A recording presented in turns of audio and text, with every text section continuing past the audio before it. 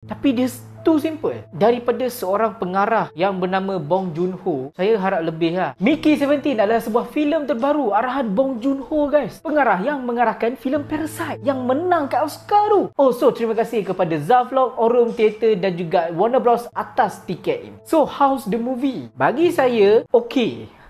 Macam mana? Bagi saya dia biasa. Dia tak sampai tahap Parasite tu lagi. Mickey 17, dia basically lah, dia mengisahkan tentang seorang ni yang bernama Mickey Barnes yang merupakan klon ke-17.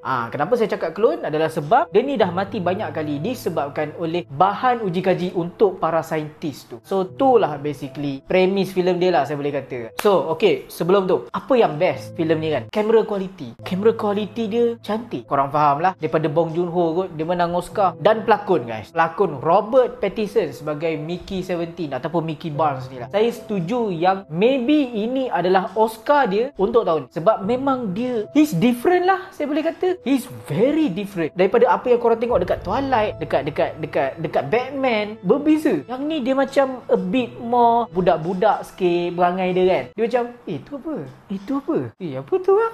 Dia macam tu karakter si Robert Pattinson ni. Jalan cerita, saya tak kata best gila, tapi saya enjoy. So itulah dia apa yang menarik lah. Tapi yang tak berapa lah, kita balik pada storyline tadi lah. Macam saya cakap tadi, saya suka, tapi dia too simple. Daripada seorang pengarah yang bernama Bong Joon-ho, saya harap lebih lah. Sebab saya suka gila dengan filem Parasite tu. Tapi itu je lah yang bagi saya. Tapi overall filem ni okay, it's enjoyable, boleh layan, korang boleh layan. Dan disebabkan itulah saya bagi filem ni sebanyak 9/10 bintang. So kepada korang kat luar sana, kalau korang dah tengok filem ni, cuba korang komen dan apa filem Robert Pattinson kegemaran korang. Korang pun boleh komen kat bawah. Apa-apa pun guys, jadilah penonton yang setia. Terima kasih.